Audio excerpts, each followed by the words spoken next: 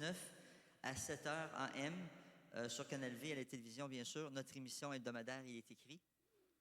Titre de l'émission, Un enlèvement secret avec le pasteur Louis Vicuña.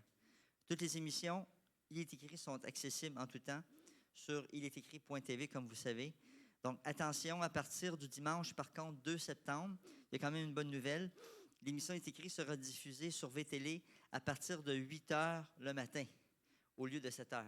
Donc, pour nous, c'est vraiment un gain, parce qu'une heure de différence fait toute la différence au niveau des téléspectateurs. Donc, deuxième point important, la distribution de sacs à dos aussi d'école. Comme vous savez, au Centre écrit aussi, on a un service à la communauté. Donc, encore bravo pour le service à la communauté. On a distribution de sacs à dos demain de 10 h à midi. Donc, priez pour l'équipe, pour ceux qui vont être là. Rémi et moi, on va aussi présenter une table sur la santé. Donc, à la veille de la rentrée scolaire, le ministère de service à la communauté du Centre est écrit va distribuer, comme les années passées, des sacs à dos pour les enfants de familles défavorisées du quartier. Donc, les parents présents auront aussi accès à des conseils pour la santé de leurs enfants et de l'information sur le centre. Donc, priez pour nous. On a besoin de vos intercessions, votre prière pour ces familles-là, pour les enfants.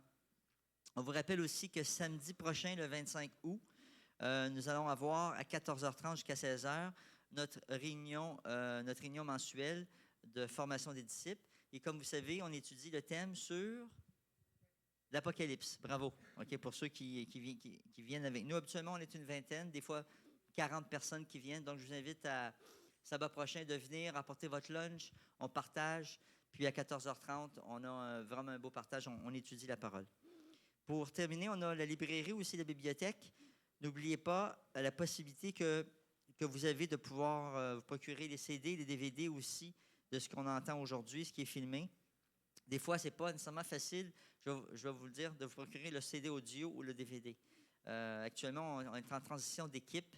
Donc, on a plusieurs personnes qui m'ont appelé, qui m'ont dit qu'ils ne réussissent pas à avoir le CD ou le DVD.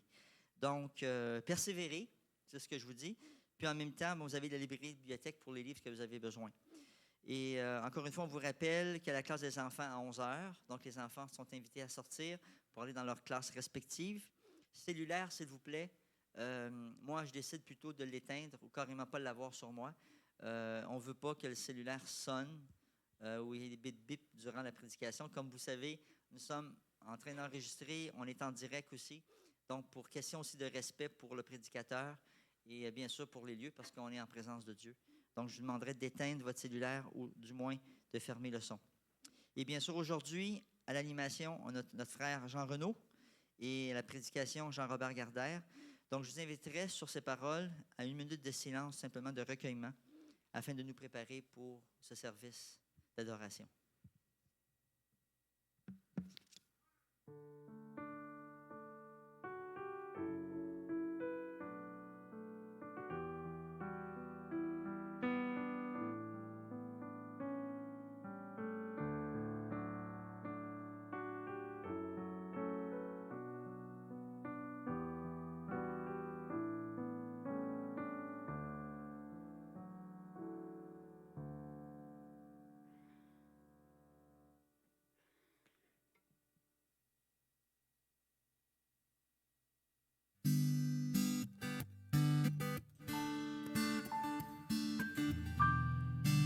Je vous invite à vous mettre debout.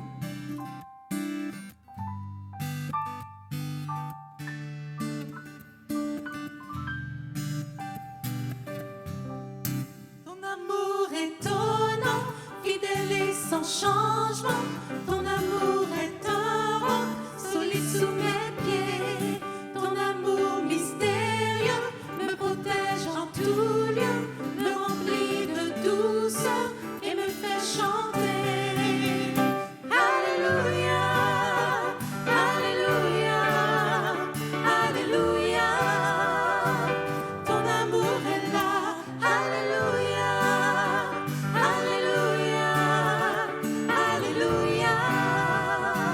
Ton amour est là.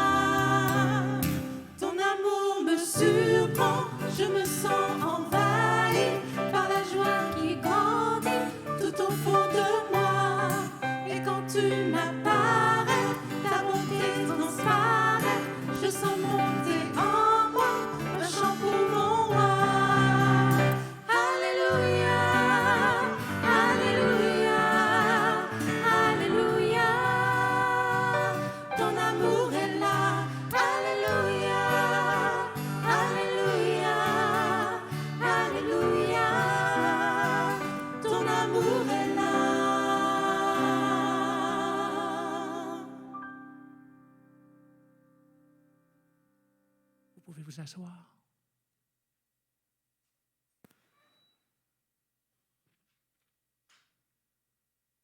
Bienvenue au Centre Il est écrit de Montréal en ce sabbat 18 août 2018. Je voudrais dire merci aussi à ceux qui nous assistent à distance ou en différé. Nous désirons vous proposer la solution à nos besoins les plus profonds, le Christ vivant. Dieu nous aime d'un amour éternel, d'un amour qui ne se lasse pas d'aimer, d'un amour sans fin. En fait, Dieu est amour, selon qu'il est écrit. 1 Jean 4, verset 8, « Celui qui n'aime pas n'a pas connu Dieu, car Dieu est amour. » Dieu est amour. Cette définition biblique de Dieu est particulière en ce sens que l'amour est la seule désignation biblique donnée à Dieu par l'attribut même. Je m'explique. La Bible attribue au Dieu créateur des caractéristiques que nous connaissons tous. Par exemple, la Bible mentionne que Dieu est puissant, mais la Bible ne dit pas que Dieu est puissance. La Bible dit que Dieu est omniprésent, omniscient, mais la Bible ne dit pas que Dieu est omniprésence, omniscience. Dieu est éternel, mais Dieu n'est pas éternité. Dieu est parfait, mais il n'est pas perfection. Dieu est bon, mais il n'est pas bonté. Dieu est miséricordieux, mais il n'est pas miséricorde. Dieu est compatissant, mais il n'est pas compassion quand on lit dans la Bible. Ce n'est pas dit que Dieu est compassion. Mais en ce qui concerne l'amour, Dieu est certainement aimant, mais il est aussi amour. La Bible nous parle d'un Dieu qui aime tout le temps, sans se lasser. Il ne se tanne pas de nous aimer. Il est dit dans Jérémie 31, le verset 3, « De loin, l'Éternel se montre à moi. Je t'aime d'un amour éternel. C'est pourquoi je te conserve ma bonté. » Ce n'est pas parce que Dieu nous aime d'un amour éternel qu'il demeure indifférent à nos écarts de conduite. Non. Souvent, il lui arrive de laisser agir les conséquences de nos mauvaises actions. Mais, en bout de ligne, Dieu nous aime quand même. Il nous aime toujours pareil. Il ne se fatigue pas de nous aimer. Ésaïe 54, le verset 8 déclare « Dans un instant de colère, je t'avais un moment dérobé ma face. Mais avec un amour éternel, j'aurai compassion de toi, dit ton Rédempteur, l'Éternel. » Dieu nous aime d'un amour éternel, d'un amour qui ne se lasse pas d'aimer, d'un amour sans fin.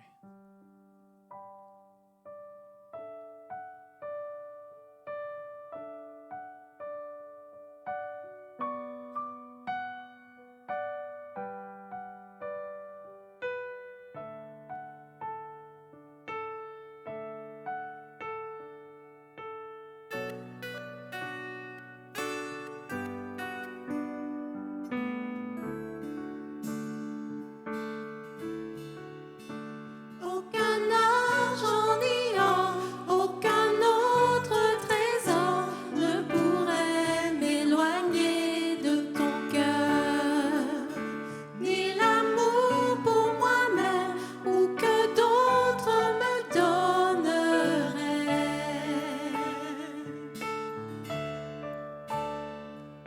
Jésus, rien n'est semblable à ta grâce.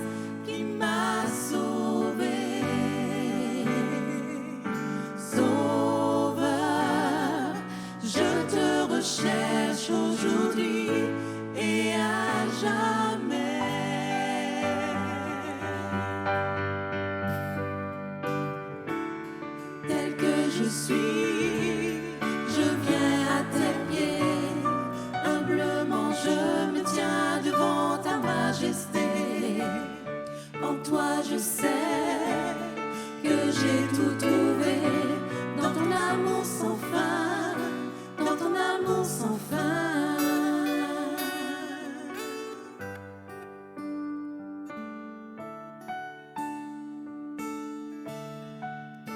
Délaissant mon orgueil, j'abandonne mes désirs, t'adorant en esprit en vérité.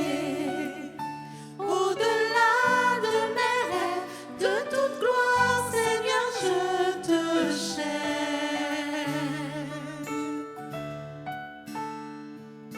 Jésus, rien n'est semblable à ta grâce qui m'a sauvé. Sauveur, je te recherche aujourd'hui et à jamais.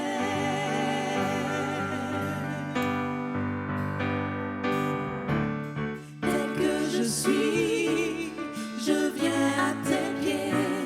Humblement je me tiens devant ta majesté. En toi je sais que j'ai tout trouvé dans ton amour sans fin, dans ton amour sans fin. Tel que je suis, je viens à tes pieds. Humblement je me tiens devant ta majesté. En toi je sais que j'ai tout trouvé dans ton amour sans fin, dans ton amour sans fin.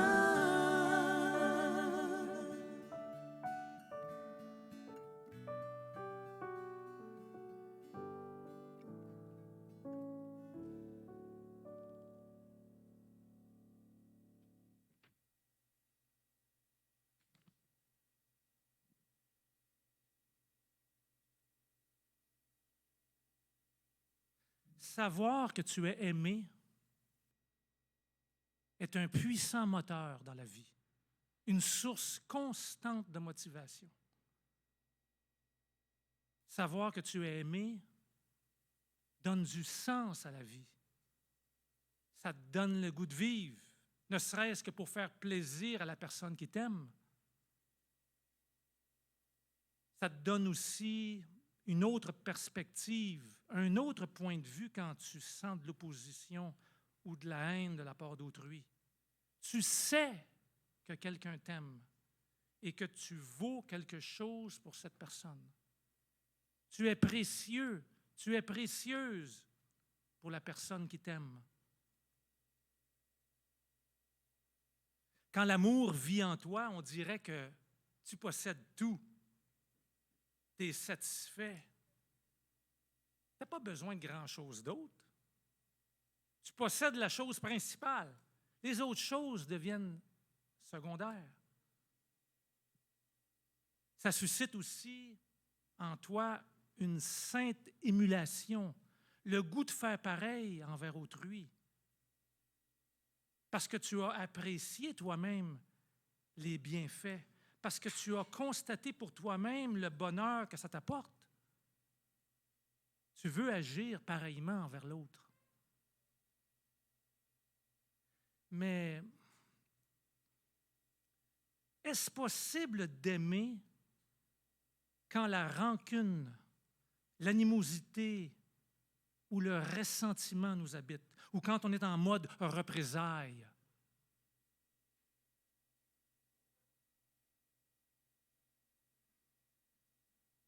Je dirais non. C'est comme la lumière et les ténèbres. Ça ne va pas ensemble. Ça se contredit. Un empêche l'autre. Un chasse l'autre. Oui, l'amour est un puissant moteur dans la vie, à condition que tu sois en paix avec toi-même, à condition que tu sois en paix avec les autres. Quand on est réconcilié avec soi-même et avec les autres, là, on peut dire que l'amour commence à prendre racine. Quand on se sent réconcilié, là, on se sent capable d'aimer. Mais peut-on vraiment être réconcilié avec soi-même et avec autrui? Tu peux l'être, réconcilié, mais à une condition.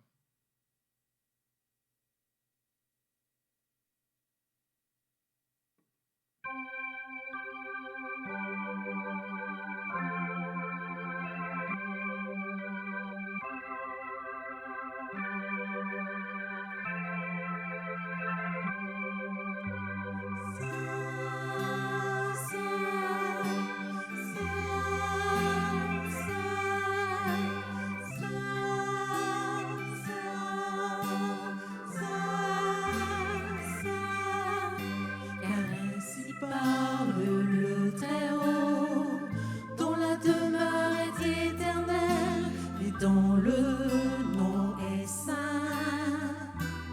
Saint, saint, j'habite dans les lieux élevés et dans la sainteté, mais aussi avec l'homme contrit et humble d'esprit, afin de ranimer les esprits humiliés, afin de ranimer les cœurs contrits. Car ainsi parle le Très-Haut, dont la demeure est éternelle et dont le nom est saint. Saint, saint, j'habite dans les lieux élevés et dans la sainteté, mais aussi avec l'homme contrit et humble d'esprit, afin de ranimer les esprits humiliés, afin de ranimer les cœurs contrits. Saint, saint, saint, saint, saint, saint, saint, saint.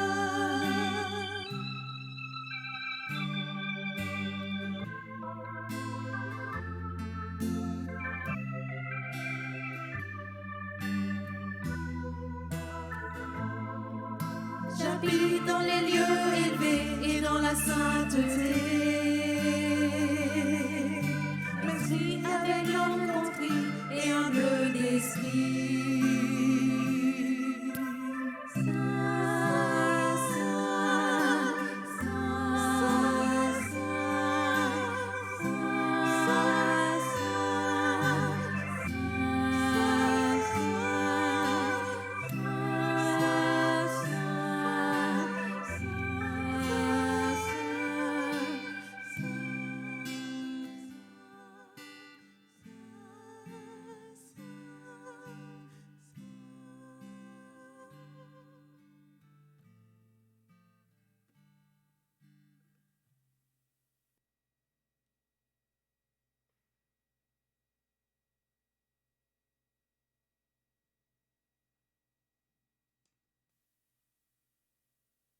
Oui, tu peux être réconcilié et expérimenter vraiment l'amour, mais à une condition. C'est que tu t'humilies et que tu sois capable de pardonner. Il est écrit, car ainsi parle le Très-Haut, dont la demeure est éternelle et dont le nom est saint, le Dieu d'amour. J'habite dans les lieux élevés, dans la sainteté, mais je suis avec l'homme contrit et humilié, afin de ranimer les esprits humiliés, afin de ranimer, de donner de la vie au cœur contrit. Notez le verset suivant, verset 16. « Je ne veux pas », c'est Dieu qui parle, « je ne veux pas contester à toujours. Je ne veux pas garder une colère éternelle. Quand devant moi tombent en défaillance les esprits, les âmes que j'ai faites.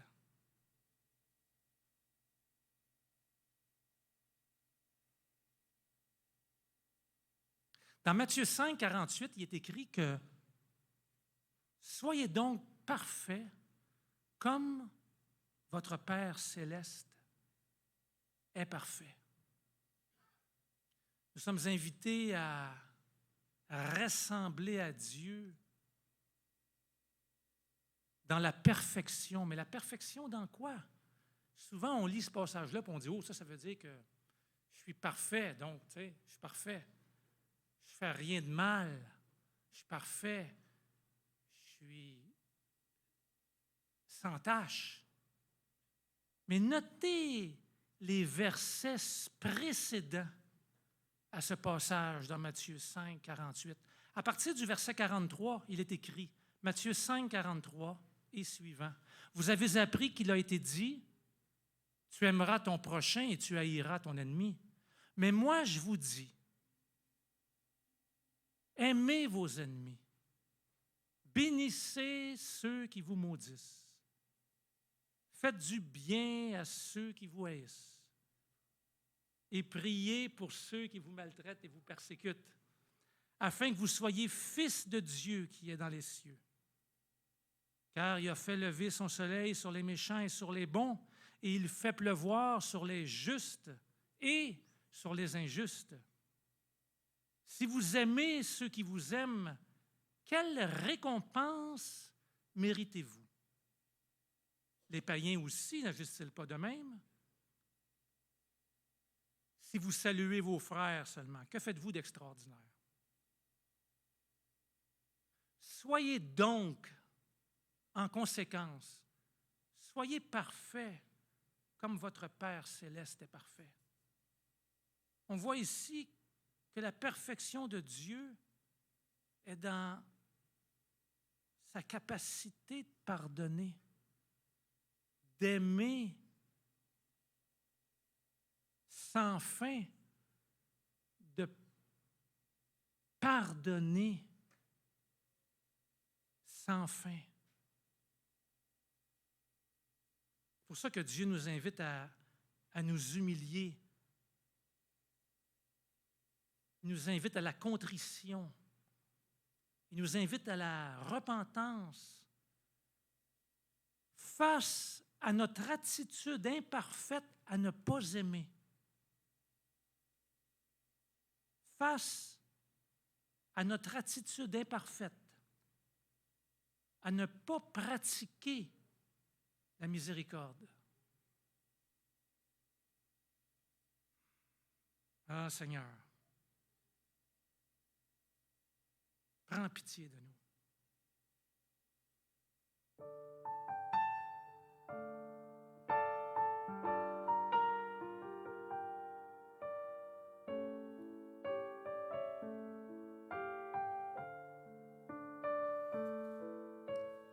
Dieu éternel, aie pitié de nous.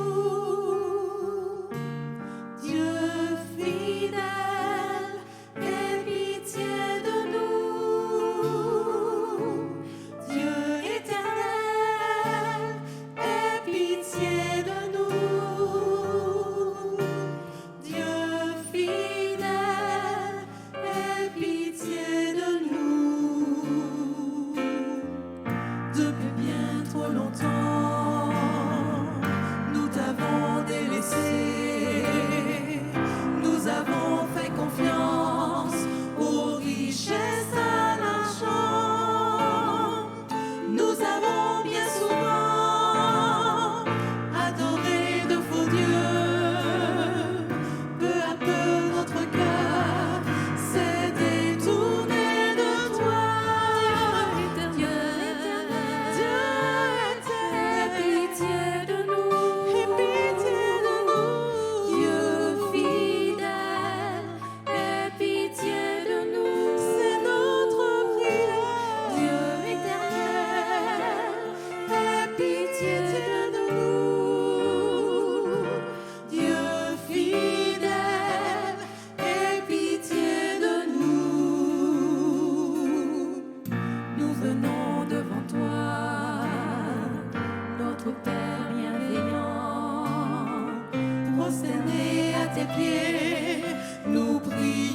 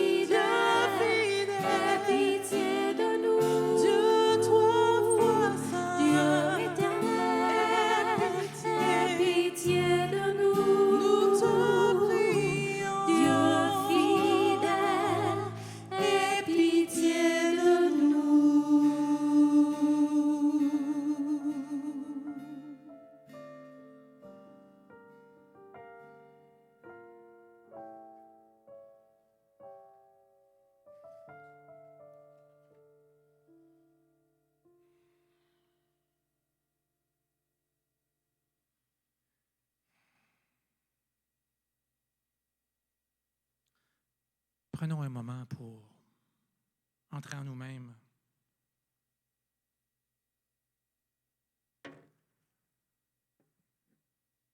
On puisse réfléchir à ce qui bloque notre amour, à ce qui nous empêche d'aimer parfaitement.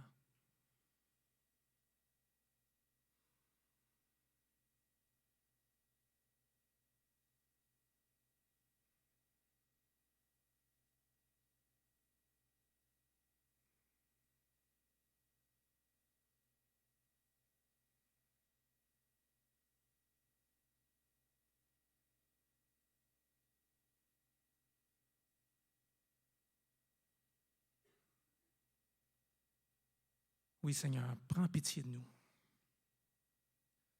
Prends pitié de nous. On reconnaît, Seigneur, notre incapacité à faire le bien sans toi.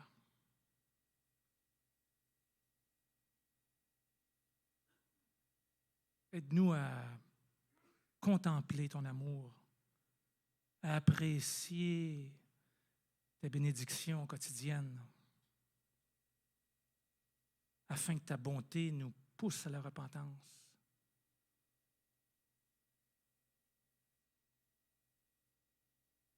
Qu'on puisse compter tes bienfaits, un par un, n'en manquer aucun.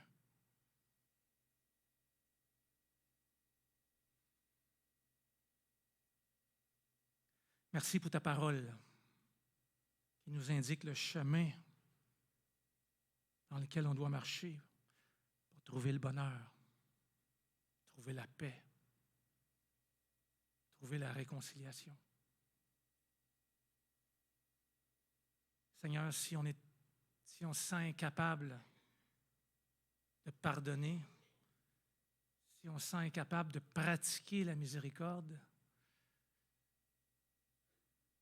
viens à notre secours. Augmente-nous la foi.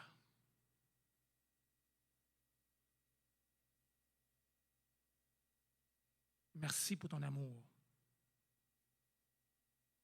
qui nous donne le goût de poursuivre notre course avec persévérance. Ne pas se lasser de faire le bien.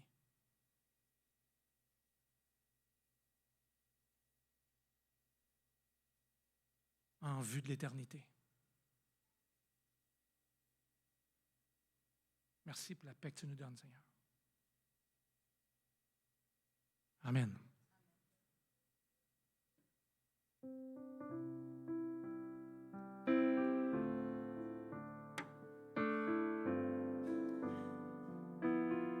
On va ramasser les dîmes et offrandes que vous avez apportées.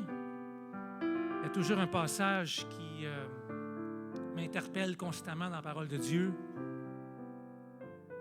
Car qui suis-je et qui est mon peuple pour que nous puissions te faire volontairement ces offrandes? Toutes viennent de toi et on reçoit de ta main ce qu'on t'apporte.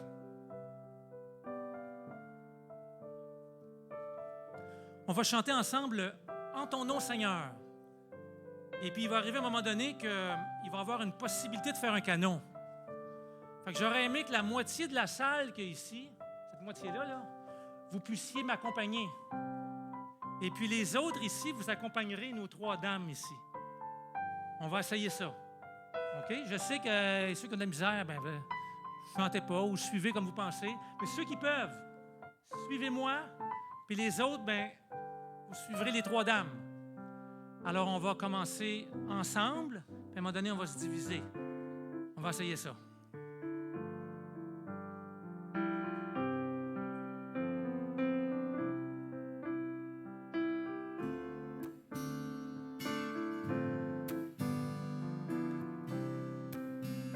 En ton nom, Seigneur, nous sommes là, tous réunis devant toi. En ton nom, Seigneur, nous sommes là,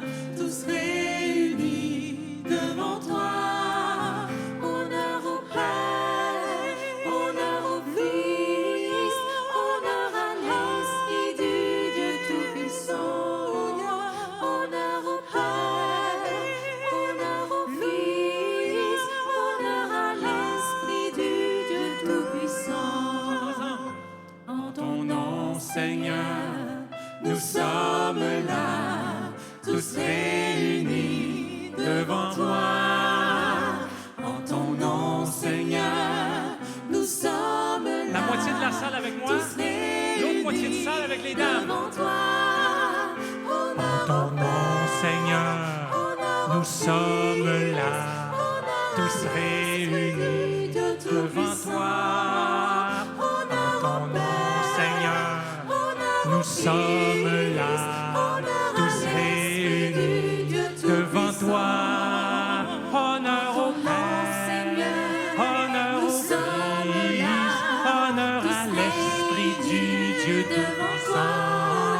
Honneur au Père, honneur au Fils, honneur à l'Esprit du Dieu Tout-Puissant. Ensemble, honneur au Père, honneur au Fils, honneur à l'Esprit du Dieu Tout-Puissant.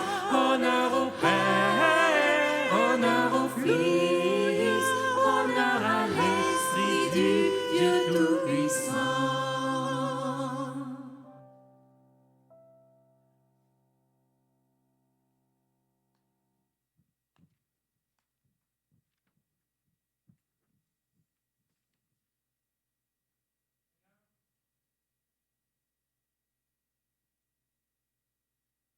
Nous t'apportons, Seigneur, ce que tu nous donnes de ta main. Nous sommes heureux de le faire, Seigneur, parce qu'on sait que tu pourvois nos besoins. Tu nous donnes tout ce qu'il faut. Surtout, ton amour, ta patience.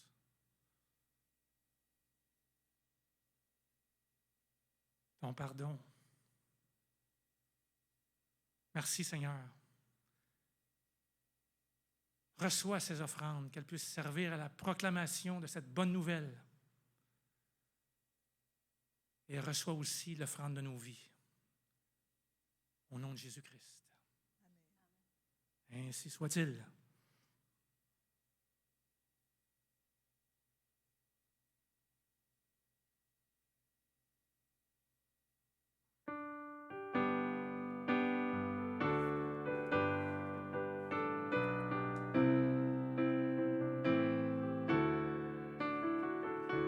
Je vous invite à vous mettre debout.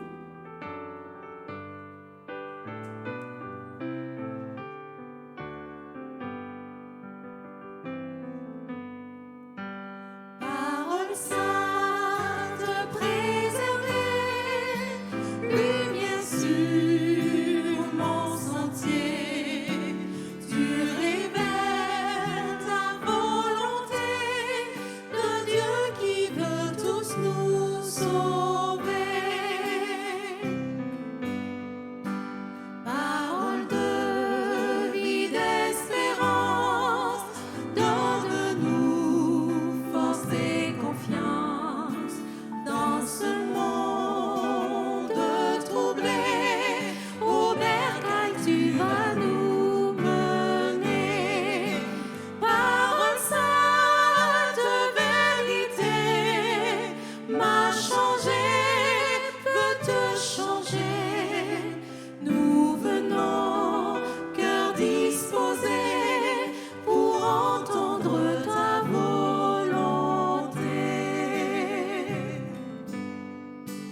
Parole sainte et de foi, de Moïse à la croix, faites chair et sacrifice, oh puissons-nous vivre du Christ. Parole sainte préservée, lumière sur mon sentier, tu révèles la volonté de Dieu qui veut tous nous sauver. Parole sainte, vérité, m'a changé, peut te changer. Nous venons, cœur disposé, pour entendre ta volonté.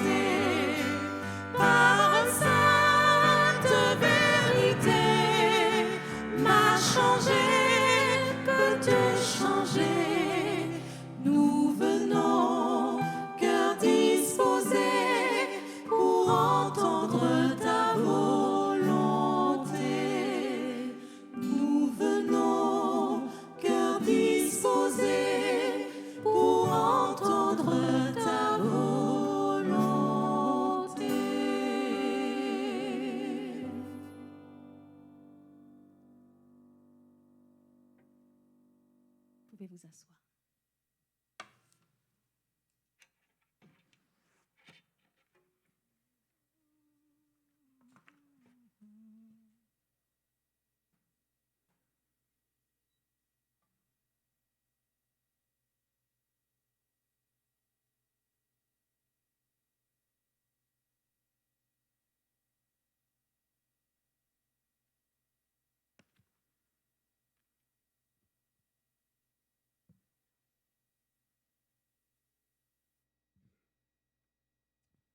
Bonjour et bon sabbat à tous. Je suis très heureux d'être avec vous ce matin pour ce rendez-vous annuel. En fait, je parle de rendez-vous annuel parce que ceux qui me connaissent au centre, c'est ceux que j'interviens. Donc, je prends la parole à plusieurs occasions, notamment à l'école du sabbat. Mais pour la prédication, c'est une fois par année que je peux le faire en raison de mon emploi du temps. Donc, c'est seulement l'été que j'ai suffisamment de temps quand je suis en vacances pour préparer un sermon. Donc, depuis un certain temps déjà, et je remercie l'équipe de louanges, Jean et toute son équipe, donc, pour ce bon moment qui nous a prédisposés à entendre la voix de Dieu. Et je pense que l'équipe de louanges a vraiment mis la table. Et quand vous arrivez, par exemple, au buffet ou à un party quelconque, si la table est déjà mise, tout ce que vous avez à faire, c'est quoi? C'est de vous servir et manger. Donc, c'est ce qu'on va essayer de faire maintenant, parce que la table est déjà mise. Il y a une belle complicité donc, entre le moment de louange et ce que nous allons vivre maintenant. En fait, je vous dirais que c'est vraiment la continuité. C'est le moment de louange qui va continuer à travers la parole de Dieu. La plupart des lectures ont déjà été faites, donc on va essayer de réfléchir sur ce thème-là. Si vous avez bien suivi le moment de louange, vous pouvez même deviner donc, de quoi je vais parler. Ah, c'est déjà inscrit à l'écran. Donc, on va réfléchir ce matin sur le thème du pardon et de la réconciliation. Et je remercie Jean pour toutes les lectures qu'il a faites, toutes ces lectures-là qui nous prédisposent à cette réflexion ce matin. Juste avant donc, d'entrer dans le message, j'aimerais qu'on incline la tête et je vais faire une prière. Notre bon Père des cieux, nous sommes infiniment reconnaissants envers toi ce matin pour la vie que tu nous donnes. Merci Seigneur pour le privilège que nous avons d'être ici, dans ta maison, en cette journée bénie, la journée du sabbat. Seigneur, alors que nous allons ouvrir ta parole, toi qui as inspiré cette parole à tes serviteurs, on te demande s'il te plaît de nous assister puissamment par ton Saint-Esprit. Prends toute la place, bon Père, et parle à nos cœurs, parle à tes enfants. Et c'est seulement au nom et par les mérites de Jésus, ton Fils, qu'on te prie. Amen. Depuis un certain temps, je réfléchis beaucoup sur les thèmes du pardon, de la réconciliation, de l'amour fraternel. Pourquoi? Parce que, comme certains le savent, donc je suis responsable du ministère de la prière au Centre Liet Écrit. Et à chaque sabbat, à chaque fois qu'on a une rencontre de prière ici, donc nos réunions donc, des sentinelles de la prière, on lit à tous les sabbats, ou presque à tous les sabbats religieusement, des versets bibliques qui parlent de pardon et d'amour fraternel. Pourquoi est-ce qu'on le fait? Parce que pour nous, en tant que sentinelles de la prière, c'est très important. C'est important pour nous de nous approcher de Dieu avec un cœur débarrassé de tout ce qui peut faire obstacle à nos prières. Quand on vient au pied de Dieu, au pied de la croix, on vient déposer des requêtes, on vient intercéder pour des gens qui passent par des moments difficiles. Donc, pour nous, c'est vraiment important d'être libérés de toute souillure, de tout ce qui peut vraiment faire entrave donc, à nos prières. Donc, c'est un thème qui est très, très important pour moi. Et même dans les réunions de groupes de maison auxquelles je participe, je reviens souvent avec ce thème-là. Et je pense que, personnellement, en tout cas, je vous parle de mon expérience personnelle, ce n'est peut-être pas le cas pour vous, mais personnellement, j'ai besoin de méditer quotidiennement sur le pardon et la réconciliation. S'il y en a ici qui prennent le transport en commun, c'est mon cas, je prends le transport en commun pour aller travailler, donc vous pourrez comprendre donc, de quoi je parle. C'est sûr que déjà dans le transport en commun le matin, on fait face des fois pas mal à des irritants, donc des choses qui peuvent nous déranger. Donc, j'ai besoin constamment d'être dans cet esprit-là, cet esprit de pardon et de réconciliation.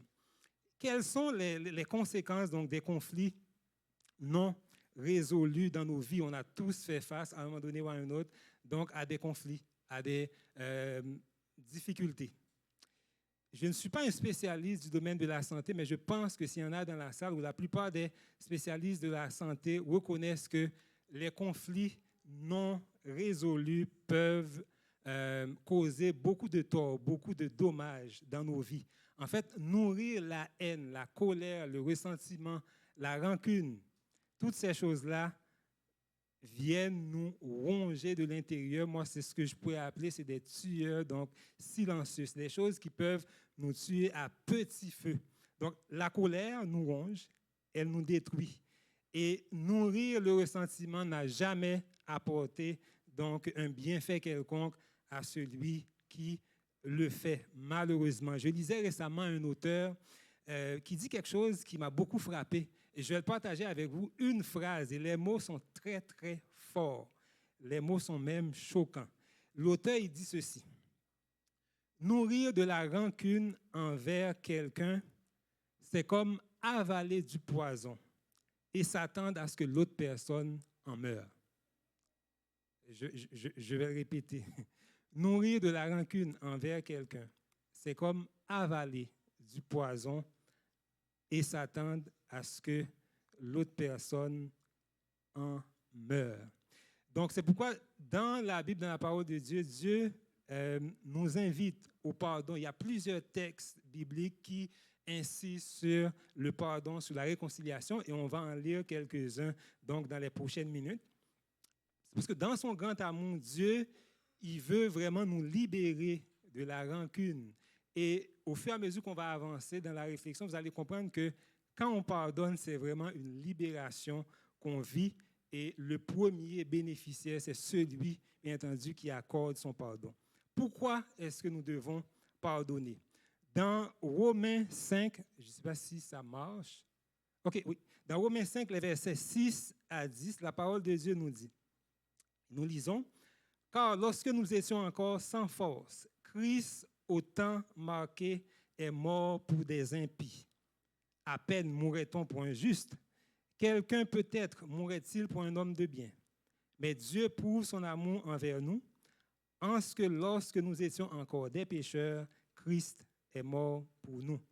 À plus forte raison donc, maintenant que nous sommes justifiés par son sang, serons-nous sauvés par lui de la colère. Car si lorsque nous étions ennemis, nous avons été réconciliés avec Dieu par la mort de son Fils, à plus forte raison, étant réconciliés, serons-nous sauvés par sa vie. Romains 5, versets 6 à 10. En fait, pourquoi est-ce qu'on doit pardonner? Vous savez que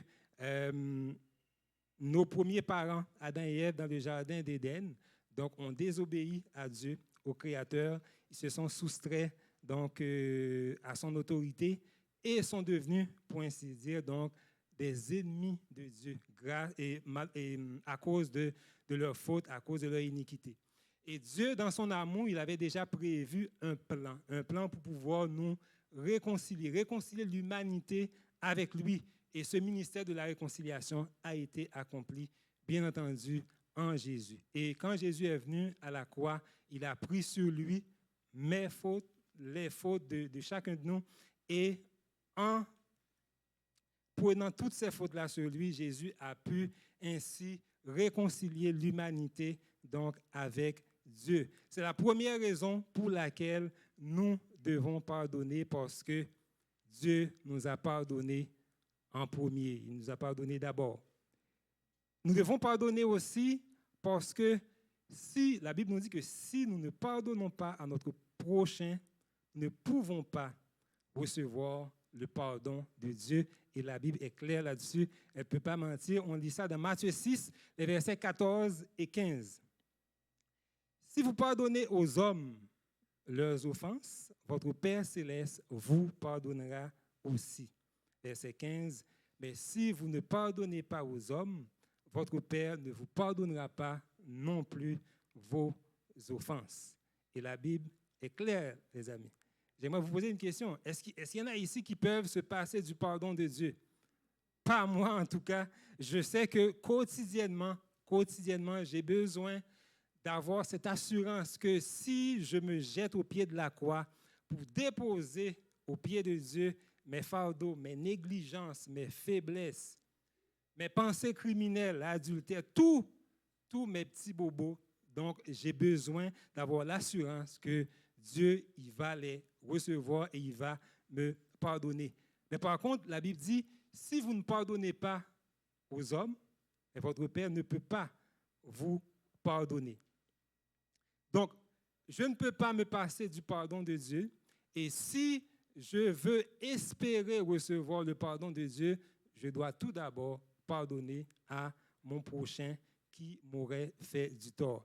Et je prends le temps de souligner le fait que le but de ma réflexion avec vous ce matin n'est pas de minimiser la gravité des torts que vous avez pu... Merci. Mon but, ce n'est pas de minimiser la gravité des torts que vous avez malheureusement subis donc, à un moment donné donc, de votre vie. Le but, c'est vraiment de nous inciter à cette réflexion-là, à savoir sur la nécessité donc, de vivre cette expérience de libération que Dieu nous appelle à vivre chaque jour. Donc, dans la Bible nous dit, pardonne, Jésus, quand il enseignait à ses disciples comment prier, donc dans la prière dominicale, à un moment donné, Jésus, il dit, pardonne-nous nos offenses comme nous pardonnons à ceux qui nous ont offensés. On pourrait aussi paraphraser en disant, pardonne-nous dans la mesure où nous pardonnons à ceux qui nous ont offensés. Donc, pardonne-nous pareil, exact. Merci Jean. Donc, le texte me dit que le pardon que j'espère recevoir de Dieu est conditionnel.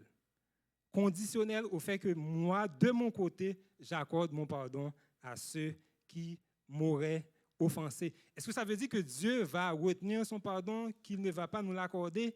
Dieu nous fait la promesse que oui, si nous sollicitons son pardon, si nous lui demandons son pardon, il va nous l'accorder. C'est ce qu'on lit dans 1 Jean 1, verset 9, un texte que j'affectionne beaucoup.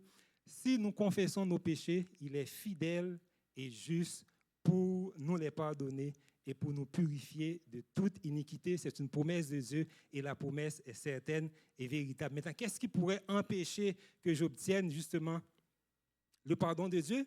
Mais si je m'approche de Dieu avec un cœur rempli d'amertume, rempli de rancune, de colère, de haine, est-ce que je suis, un, dans la bonne condition de solliciter le pardon de Dieu, et deux, est-ce que je suis dans la bonne condition de recevoir ce pardon-là?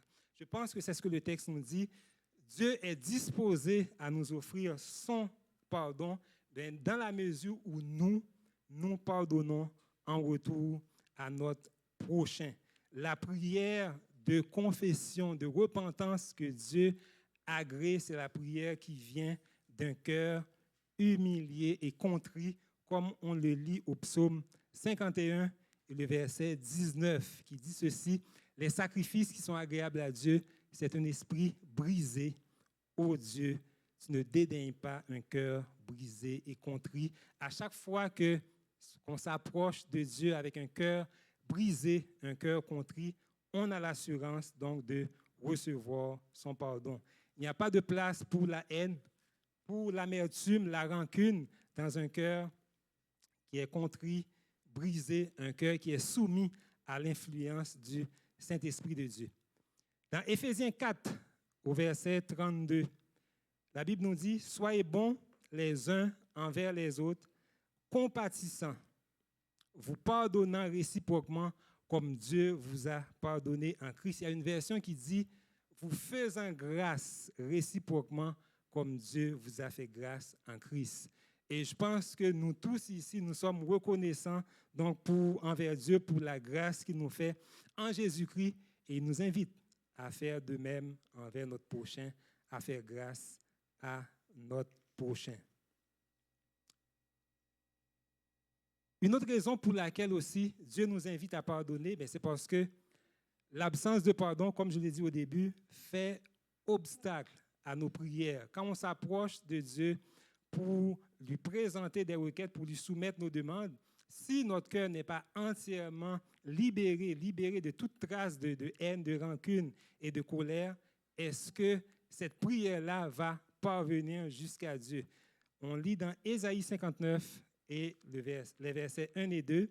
« Non, la main de l'Éternel n'est pas trop courte pour sauver, ni son oreille trop dure pour entendre. Mais ce sont vos crimes qui mettent une séparation entre vous et votre Dieu. Ce sont vos péchés qui vous cachent sa face et l'empêchent de vous écouter. » Donc, quand on nourrit dans notre cœur donc, de la rancune, du ressentiment, de la colère, quand on est dans cette condition-là qui empêche donc qu'on reçoive vraiment toute la grâce de Dieu, c'est sûr que ça fait obstacle à nos prières. Nos prières ne peuvent pas parvenir directement à notre Dieu tel qu'on l'aurait souhaité. Donc, ces barrières-là vont couper la communication et empêchent à nos prières donc, d'arriver à destination. Et souvent, nous nous demandons pourquoi est-ce que Dieu ne répond pas? Est-ce qu'il est resté silencieux? Donc, on sait que selon ses promesses, ses oreilles sont toujours grandes, ouvertes aux cris de ses enfants. Mais parfois, demandons-nous si les ondes ne sont pas brouillées à quelque part. Cherchons tout au fond de nous pour voir s'il n'y a pas quelque chose justement qui empêche à nos prières donc, de parvenir jusqu'aux oreilles de notre Père céleste. Nous devons pardonner aussi parce que le pardon est libérateur, les amis. Je ne sais pas si vous avez déjà vécu une expérience de pardon, de réconciliation. En tout cas, moi, dans ma vie, j'en ai déjà vécu et les mots ne sont pas suffisants pour exprimer toute la joie qu'on peut ressentir. Justement, cette semaine, j'ai reçu un message donc, téléphonique d'une amie qui m'expliquait comment est-ce qu'elle a pu, quelle joie qu'elle a éprouvée juste en échangeant donc, un texto avec sa sœur, un texto justement qui exprimait donc un acte de pardon et de réconciliation. Elle était émue aux larmes en parlant, donc elle exprimait sa joie, toute la gratitude qu'elle veut exprimer envers Dieu pour ce moment de pardon et de réconciliation qu'elle a vécu. Donc, le pardon nous libère. Parce que le pardon est libérateur, donc, en nous demandant de pardonner, Dieu ne cherche pas à nous embêter, à entraver notre liberté. Loin de là. Parce que quand nous nourrissons de la haine et de la rancune envers quelqu'un, nous devenons l'esclave de cette personne. Ce n'est pas à la personne que nous faisons du mal, mais à nous-mêmes. Et nous ne sommes pas en train d'empoisonner la vie de l'autre personne non plus. Nous sommes en train d'empoisonner notre propre vie, notre propre existence. Quelles sont les principales étapes du processus de pardon et de réconciliation? Par quoi est-ce que ça peut commencer? Nous avons été, d'une manière ou d'une autre, soit offensés, blessés par quelqu'un. On va voir ce que la Bible dit là-dessus. Dans Matthieu 5, les versets 23 et 24, la Bible nous dit, « Si donc tu présentes ton offrande à l'autel, et que là tu te souviennes que ton frère a quelque chose contre toi, laisse là ton offrande devant l'autel et va d'abord te réconcilier avec ton frère, puis viens présenter ton offrande. » Vous remarquez bien que dans le texte, Jésus ne dit pas « si tu as quelque chose contre ton frère », mais bien « si ton frère a quelque chose contre toi ». À chaque fois que je lis ce texte, je réfléchis, je dis « mais qu'est-ce que Dieu veut nous dire par là ?» Est-ce que Dieu nous demande ici de faire le premier pas, d'aller vers la personne? Vous savez que souvent, Dieu, en tant que ses enfants, il nous demande de faire plus que ce que peut faire le commun des mortels. Est-ce que Dieu me demande de faire le premier pas? Récemment, je lisais un prédicateur qui, peut-être pas un prédicateur, mais un commentateur qui expliquait que si quelqu'un, par exemple, nous blesse, nous fait du tort, il est logique que ce soit la personne qui vienne nous demander pardon, et là, on est capable de pardonner à la personne. Mais je pose la question, est-ce que pensez-vous qu'on peut pardonner à quelqu'un qui nous a fait du tort sans même que la personne nous demande pardon? Est-ce possible de vivre ce pardon-là? J'ai vu un hochement de la tête, un frère qui dit oui. Moi, je pense que oui, on peut le faire, même si on ne voit pas la personne pour lui dire, écoute, je te pardonne, mais on peut, dans notre cœur, avec l'aide du Saint-Esprit, prendre la décision de pardonner à la personne, même si cette personne-là ne reconnaît pas sa faute donc, qu'elle aurait commise. Dans Matthieu 5, les versets 43 à 48, la Bible nous dit, vous avez appris qu'il a été dit, tu aimeras ton prochain et tu haïras ton ennemi.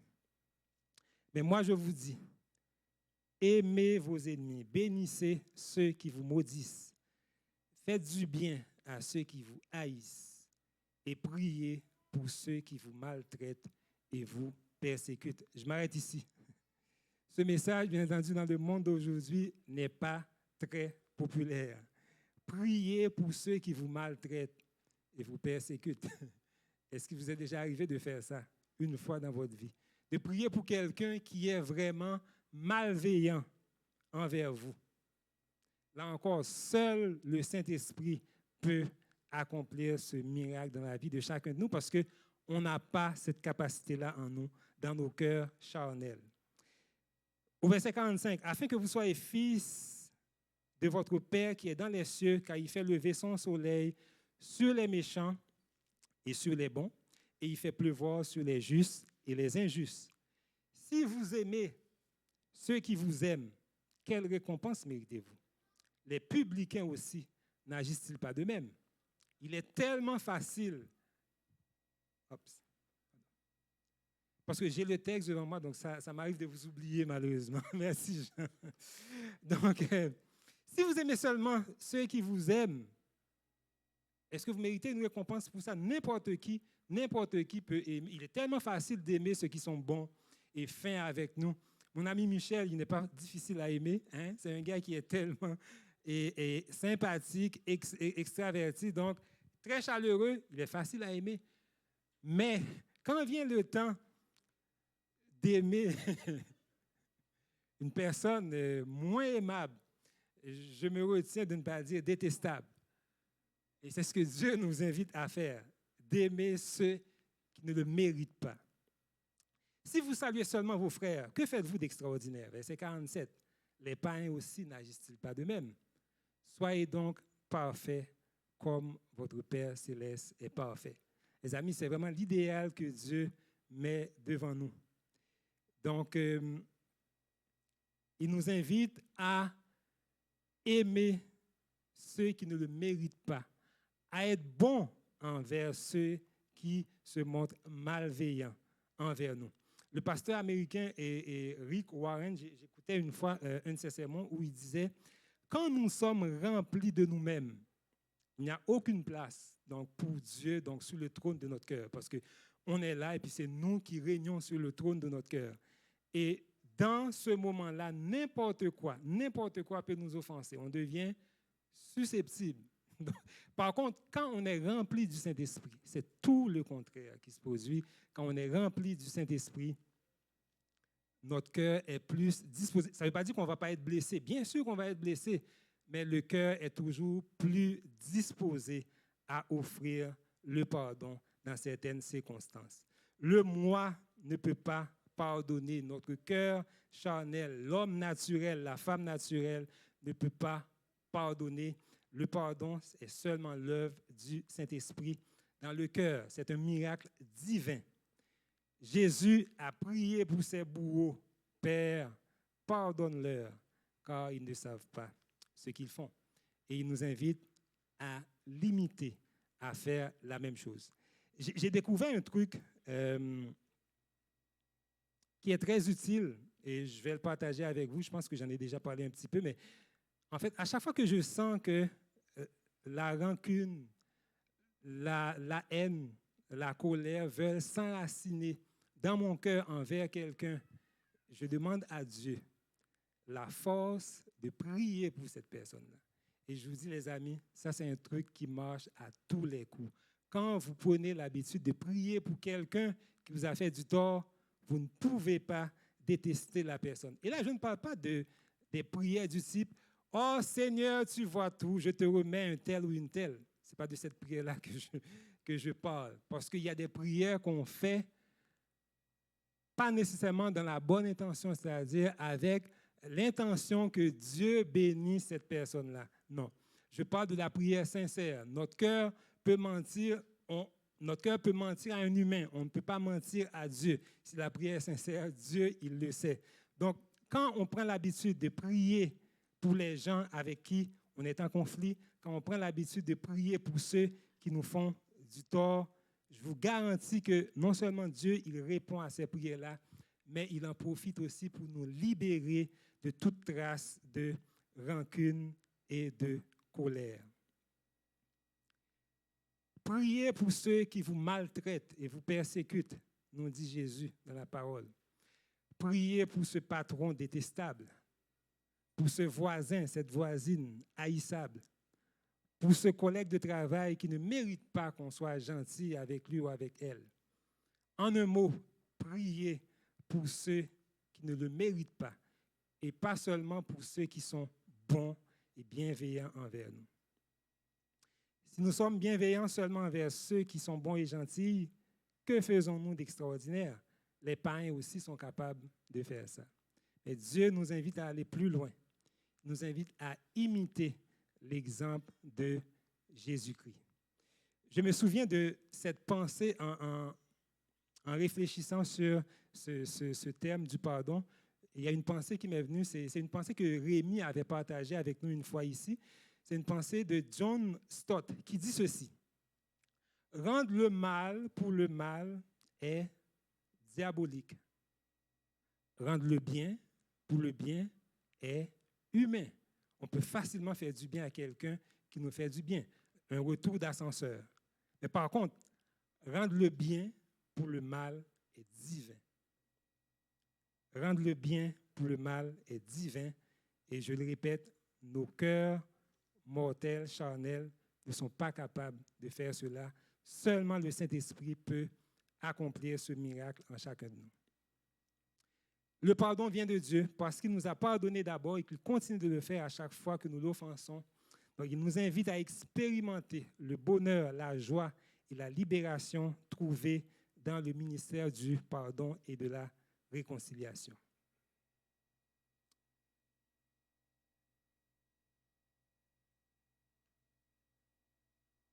J'entends souvent les gens dire « je pardonne, mais je n'oublie pas. Je ne peux pas oublier. Je pardonne, mais je n'oublie pas. » Est-ce biblique? Est-ce biblique? Supposons que Dieu nous invite à pardonner comme lui, il nous pardonne. Imaginez que vous présentez à Dieu, vous lui demandez pardon pour quelque chose et Dieu te dit eh bien, je te pardonne, mais je n'oublie pas. Qu'est-ce que tu ressentirais? Donc, je pense que n'importe qui se sentirait vraiment insécure devant une telle déclaration. Or, c'est pas ce que Dieu fait. Dans Matthieu 6 au verset 12, nous lisons ceci. Pardonne-nous nos offenses comme nous pardonnons à ceux qui nous ont offensés. On demande à Dieu de nous pardonner dans la même mesure où nous pardonnons à notre prochain. Il y a ici donc une idée de comparaison. Maintenant, si on veut savoir comment est-ce qu'on doit pardonner à notre prochain, il faut jeter un œil sur comment Dieu, lui, il pardonne. Au psaume 103, les versets 10 à 12, voici ce que la Bible nous dit. Il ne nous traite pas selon nos péchés, il ne nous punit pas selon nos iniquités. Mais autant les cieux sont élevés au-dessus de la terre, autant sa bonté est grande pour ceux qui le craignent. Autant l'Orient est éloigné de l'Occident, autant il éloigne de nous nos transgressions. Je ne connais pas la distance entre l'Orient et l'Occident ou entre le ciel et la terre, mais l'image est frappante ici, les amis. Dieu éloigne de nous nos transgressions. À chaque fois qu'on les dépose à ses pieds, la Bible nous dit qu'il les jette dans les abysses. Les abysses, ce sont les profondeurs extrêmes des océans, des profondeurs inaccessibles par l'homme. On parle d'environ 11 000 mètres, ou imaginez une route de 11 km. Donc, c'est dans ces profondeurs-là que Dieu jette nos fautes quand on les dépose à ses pieds.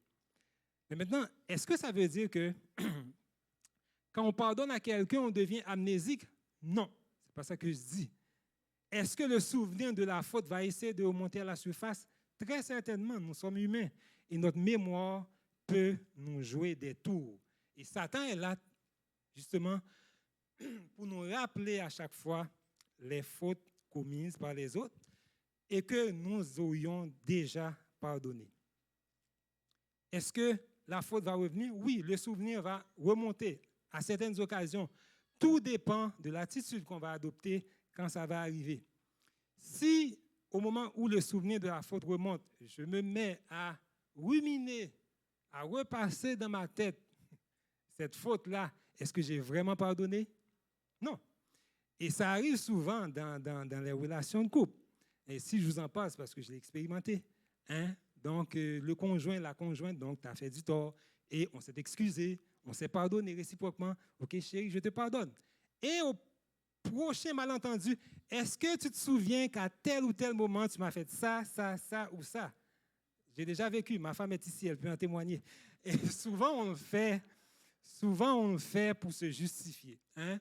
Finalement, je ne suis pas si pire parce qu'à tel moment, toi aussi, tu m'as fait ça, ça ou ça, alors qu'on avait donné notre pardon.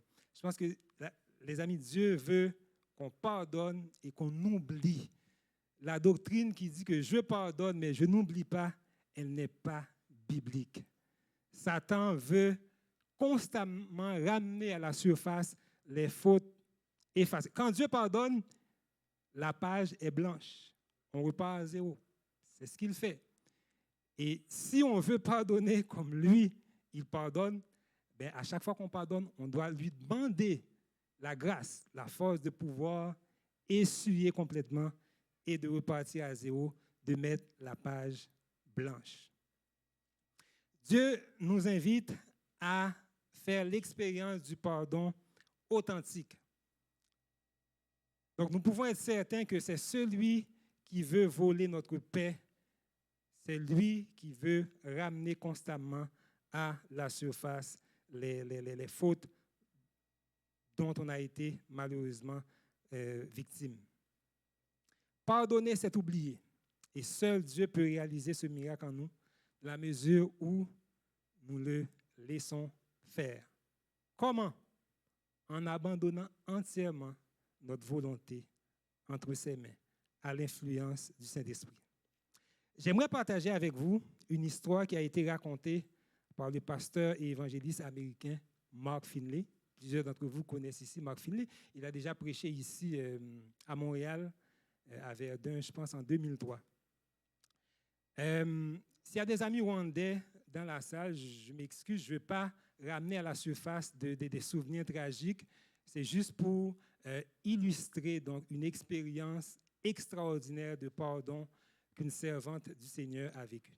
Au début des années 90, vous savez que le monde a connu l'une des guerres civiles les plus terribles, les plus sanglantes. C'est le génocide du Rwanda. 1 million de morts en moins de 9 mois, dont 100 000 membres de l'Église adventiste. En passant, vous savez qu'au Rwanda, c'est un pays où il y a beaucoup d'adventistes. C'est le pays qui a le plus grand ratio d'adventistes par rapport aux membres de la population. Donc, 100 000 membres de notre Église, malheureusement, ont été assassinés. Ils n'ont pas été assassinés parce qu'ils étaient adventistes, mais tout simplement parce qu'ils appartenaient à la tribu minoritaire à l'époque. Donc, au cours de l'un de ces voyages missionnaires au Rwanda, donc, le président de l'Union des Églises adventistes du Rwanda a présenté au pasteur Finley une femme du nom d'Adèle Selfou. Si vous allez sur Google, vous tapez Adèle Selfou, vous allez retrouver son histoire. Son mari était pasteur adventiste et cette femme a accepté de raconter son histoire au pasteur Finley. Au plus fort de la guerre, donc, quand elle et son mari ont appris que les miliciens donc, de l'autre tribu s'approchaient de leur ville, ils ont décidé donc, d'aller se réfugier dans une église. Et c'est une église catholique, avec plusieurs dizaines d'autres personnes. Malheureusement, les miliciens sont entrés et sur une soixantaine de personnes qui étaient présentes, 45 ont été assassinés, à coups de machette, bien entendu. Dont le mari de Mme Selfou aussi a été assassiné, le pasteur adventiste. Elle a reçu plusieurs coups et elle a été laissée pour morte. Elle a été abandonnée, on pensait qu'elle était morte, mais elle était encore vivante, gloire à Dieu. Et quand des secouristes sont arrivés pour ramasser les cadavres, pour essayer de retrouver des survivants, on a pris son pouls et on a réalisé qu'elle était encore vivante. On l'a conduite à l'hôpital et elle est restée 3 ans en convalescence à l'hôpital. Entre-temps, la guerre a pris fin. Plusieurs criminels de guerre ont été jugés et condamnés. Donc, les prisons étaient remplies de ces criminels de guerre-là. Et quand Mme Selfou est sortie de l'hôpital, elle a dit qu'elle s'est retrouvée entre 2 options, 2 choix. Ou bien elle allait passer le restant de sa vie comme une vieille femme amère, nourrissant la colère, la rancune et la haine, ou bien elle allait décider que la mort de son mari allait servir à quelque chose pour la cause de l'Évangile. Elle a choisi la deuxième option. C'est ainsi qu'elle a démarré un ministère de miséricorde, donc envers des prisonniers de l'une de ces prisons-là. Elle était devenue une véritable mère pour ces prisonniers. Elle leur apportait des couvertures, donc quand il faisait froid, elle leur apportait de la nourriture. Elle étudiait aussi la Bible avec certains des prisonniers. Et un jour, alors qu'elle exerçait son ministère de miséricorde dans cette prison, un jeune homme tout tremblant est tombé à ses pieds en disant « Est-ce que vous vous souvenez de moi? Acceptez-vous de me pardonner? » Madame Selfou raconte qu'elle s'est souvenue très, très bien du visage du jeune homme. C'est celui qui avait asséné le coup fatal à son mari, l'assassin de son mari. Et le Saint-Esprit travaillant dans le cœur de cette femme, elle raconte qu'elle a pris le jeune homme dans ses bras. Elle lui a dit « Oui, je te pardonne ». Elle lui a offert donc d'étudier la Bible. Le jeune homme a accepté. Elle a étudié la Bible avec elle. Au bout de 6 mois, il s'est fait baptiser et il est devenu adventiste du 7e jour. Entre-temps, après 3 ans, au bout de 3 ans, le jeune homme a été amnistié. Donc, il est sorti de prison. Mais malheureusement, ses parents, son père et sa mère, donc, ont été tués pendant la guerre. Il s'est retrouvé orphelin. Et le comble de l'histoire, Mme Selfou raconte au pasteur Finlay, il dit, « Pasteur, ce jeune homme-là s'est retrouvé orphelin du jour au lendemain. Je l'ai adopté. C'est mon fils maintenant. Est-ce que vous aimeriez le rencontrer? » Le pasteur Finlay dit qu'il avait le cœur qui palpitait, la sueur coulait de son front parce qu'il regardait sur le mur de la maison de la dame la photo de ce pasteur qui a été assassiné par le jeune homme. Et lui, il dit, quand la dame a appelé le jeune homme, il s'attendait à voir le visage d'un criminel se présenter devant lui. Au contraire, c'est plutôt un visage avec un sourire radieux, des yeux brillants qui se présentent devant lui. Madame Selfou s'est levée. Elle a passé son bras autour du cou du jeune homme et a dit, « Pasteur Finlay, je vous présente mon fils adoptif. » Un jour, au retour de Jésus, toutes les blessures, les douleurs, l'amertume seront choses du passé. Ce sont les propres mots de Mme Selfou. Ce qui m'a inspiré, pasteur, c'est cette merveilleuse espérance du retour de Jésus. Et quand, en écoutant cette histoire, écoute, je ne pouvais pas m'empêcher de penser, mais mon Dieu, cette dame-là, c'est sûr qu'elle n'a rien en elle qui pourrait lui permettre de vivre un tel miracle, d'expérimenter un pardon aussi intense. Il y a juste le Saint-Esprit de Dieu qui pouvait accomplir cela dans sa vie. Nous avons tous été, d'une manière ou d'une autre, un jour ou l'autre, blessés, affligés. Nous avons subi des torts, des injustices. J'ai des amis qui ont subi des injustices, malheureusement. Nous avons 2 choix.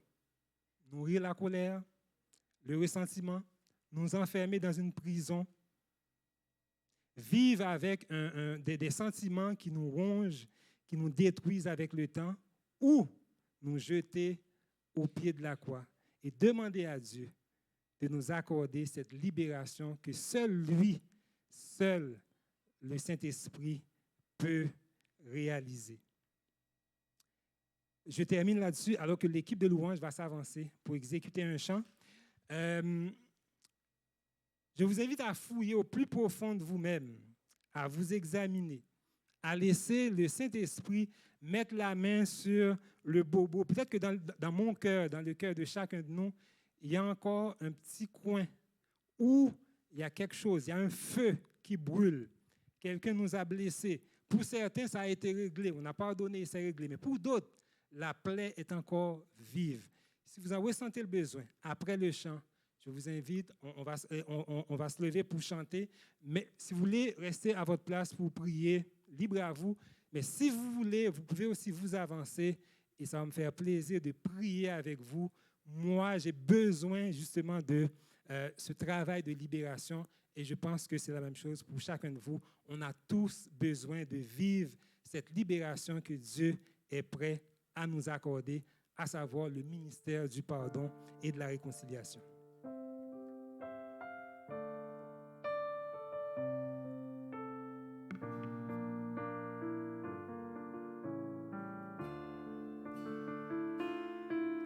Pardon, Seigneur, pardon pour notre orgueil, nos résistances. Viens enlever nos suffisances et chasser notre arrogance. Pardon, Seigneur, pardon pour toutes nos impurs. Viens changer nos cœurs si durs, nos raisonnements obscurs. Oh, relève-nous, nous sommes tombés si bas. Oh, relève-nous, par ta grâce et ton pardon. Aie pitié de nous, nous nous humilions devant toi. Pardon, Seigneur, pardon pour tant de paroles mauvaises. Viens adoucir nos mots, nos lèvres, et que nos querelles s'apaisent. Pardon, Seigneur, pardon de toujours garder rancune. Viens changer notre amertume, transformer notre attitude. Oh, relève-nous, nous sommes tombés si bas. Oh, relève-nous, par ta grâce et ton pardon. Aie pitié de nous, nous nous humilions devant toi. Oh, relève-nous, nous sommes tombés si bas. Oh, relève-nous, par ta grâce et ton pardon. Aie pitié de nous, nous nous humilions devant toi. Aie pitié de nous, nous nous humilions devant toi.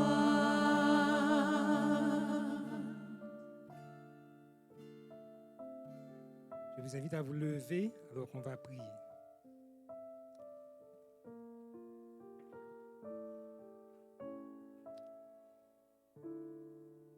Seigneur, nous voulons te demander pardon pour toutes les fois où nous avons gardé rancune. Pour toutes les fois, mon Père, où nous avons nourri la colère. Mais Seigneur, ce matin, tu veux nous libérer. Quand tu nous demandes de pardonner, c'est parce que tu négliges la faute dont on a été victime. Non, au contraire. mais tu nous demandes de te laisser tout jugement. À moi la vengeance, à moi la rétribution, dit l'Éternel. Accorde-nous, s'il te plaît, le même esprit que tu as donné à Madame Selfou, qui lui a donné la force de pardonner à l'assassin de son mari. Seigneur, je sais que ce miracle-là est humainement impossible. Le pardon vient seulement de toi, et c'est seulement toi qui peux l'accomplir en chacun de nous. Je te remets particulièrement toutes ces précieuses âmes qui se sont avancées. Je te remets ma vie, mon Père. Tu sais que dans mon cœur aussi, j'ai besoin de vivre quotidiennement cette expérience du pardon et de la réconciliation. Je te demande, s'il te plaît, en ce moment même, de déverser ton esprit sur chaque personne présente ici, sur ces personnes qui sont en avant, et accorde-leur, s'il te plaît, la grâce de vivre le pardon et la réconciliation. Libère tes enfants, s'il te plaît, parce que tu nous as appelés à la liberté. Tu veux nous libérer dans la mesure où on te laisse faire. On est à tes pieds, Seigneur. On te demande, s'il te plaît, d'accomplir ta volonté dans nos vies à chacun. Merci, Seigneur, pour tout. Merci pour ta parole qui nous fait du bien, pour ta parole qui nous réconforte, qui nous encourage, mais surtout et surtout qui nous libère. Libère-nous, s'il te plaît, de la haine. Libère-nous du ressentiment. Aide-nous à savoir déposer ces fardeaux-là à tes pieds parce qu'ils sont trop pesants pour nos épaules. On les dépose à tes pieds en ce moment et on te dit déjà merci à l'avance parce que tes promesses sont certaines et véritables. Tu vas les prendre et tu vas nous en libérer. Merci Seigneur, accorde-nous une belle journée de sabbat, un bel après-midi de sabbat et permets qu'on puisse rester dans tes bras, dans ta volonté, avec ton Père, cette libération que tu nous as envoyée ce matin.